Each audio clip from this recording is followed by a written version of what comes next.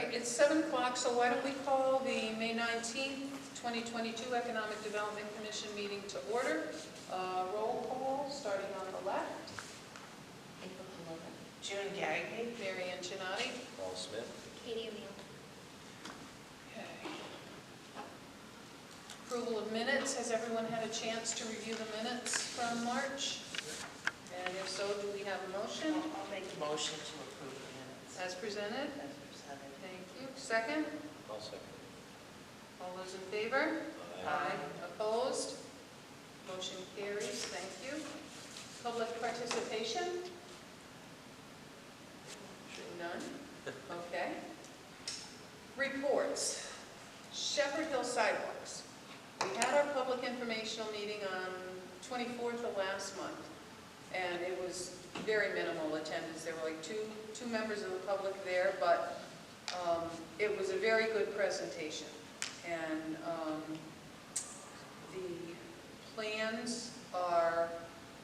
the progress plans are ready, and the project is still on track to be completed this construction season, so that's a good thing.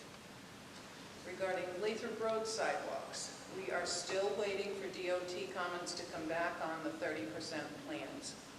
And we have been rattling their cage, and we're still waiting. So I had the town engineer reach out again today, and I told him, I said, well, ask them if, since we submitted them way back in March and we still haven't gotten any comments on 30%, can we take that as we don't have any comments? So hopefully they'll come back with a sure.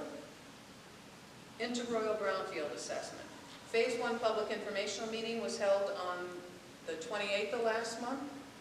It was very well attended. There were a lot of good questions. It was a great presentation. We had tons of baked goods left over. Scoping level environmental risk assessment is done. The hazardous building materials, that assessment is in progress. The site work for that was just done yesterday. Water samples were taken over last Wednesday, Thursday, and Monday of this week.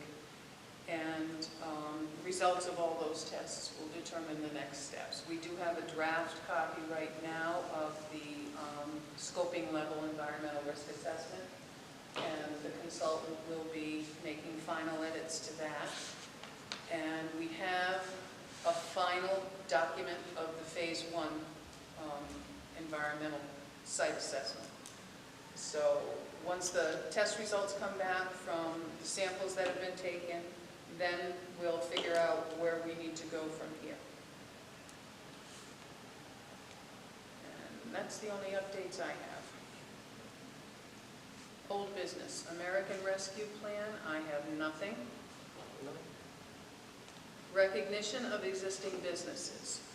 I'm glad you, Paul, and you, Ava, are here, because this is something I don't think you were here when we initiated this. As you know, when a new business opens, we go give them a ribbon cutting and, welcome to town. But in addition to that, it's important that we recognize the businesses that have been here and that are staying here, and make sure that they get recognized as well. So I printed out a list of the trade names from the town clerk's office way back in the day. And what we're doing right now is going through this list, Google searches, or if you have an account, if you know of the business, to find out who on these lists are still in business, so that we can add them to our list and make sure that we eventually get around to giving them a certificate of appreciation as well.